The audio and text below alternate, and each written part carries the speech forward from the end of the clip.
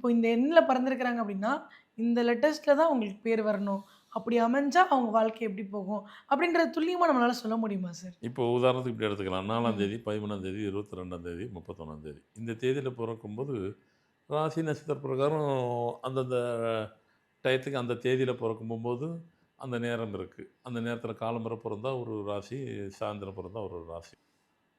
ஒரு நட்சத்திரம் வரும்போது, ராசி வரும்போது, அப்போ அதுக்குண்டான அல்பாபெட்டைக்கு வரப்போகுது. அது பொதுவானது. அந்த இது அப்படிதான் பார்க்குறது. இப்ப நானும் குழந்தை பொறக்கிறவங்களுக்கு பேர் வைக்கணும் அப்படின்னாக்கா, அந்த ராசிக்கே கனெக்ட் ஆகுற மாரி தான் மேக்ஸிமம் ட்ரை பண்ணுவேன். ம். சிலது அது கனெக்ட் ஆவல அப்படின்னு சொன்னாக்கா, நம்ம ஃபார்மெட்டுக்குன்னு ஒரு ஃபார்முலா நான் வச்சிருக்கிறேன். அததான் நான் அப்ளை பண்ணுவேன். ஃபர்ஸ்ட்டு அத குடுப்பேன். அதுவும் 2த்துலயும் வரணும் எனக்கு. சரி பொறந்த குழந்தைக்கு சரி, பெரிய ஆளே இருக்கிறாங்க. 30 வயசு இருக்கு, 40 வயசு இருக்கு. எந்த ஏஜ்ல வந்தாலும் சரி, முதல்ல அந்த அல்பாபெட்டிக் லெட்டர் அவங்க டேட்டுக்கு கனெக்ட் ஆவுதா? முதல்ல ஹெட்டு அதுதான். அது ஆனா தான் அதுக்கப்புறம் என்ன நம்பர்ல வைக்கணும்? அதுக்குள்ள ம். ஒலி என்ன? அதுக்குள்ள சவுண்ட் என்ன? அதெல்லாம் பார்க்க. அந்த வகையில வைக்கும்போது கடைசியில அல்டிமேட்டா பார்த்தீங்கன்னா, இதுதான் வேலை செய்யும். இதுதான் டெஃபினட்டா வேலை செய்யும். ம். அதில ஒண்ணும் டவுட் கிடையாது.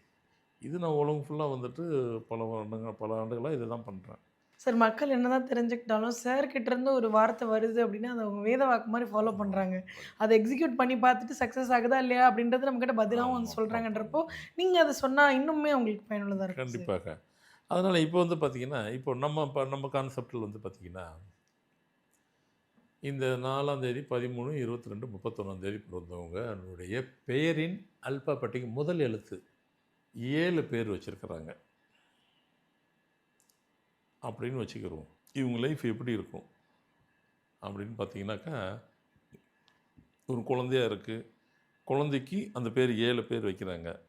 அந்த பேர கூப்பிட அந்த வீட்ல பணம் கொட்டிக்கிட்டே இருக்கும். அது பெரிய பிள்ளை ஆயிருது. பெருசா வருது. நல்லா சம்பாதிக்கிற ஸ்டேஜுக்கு வந்துருச்சு.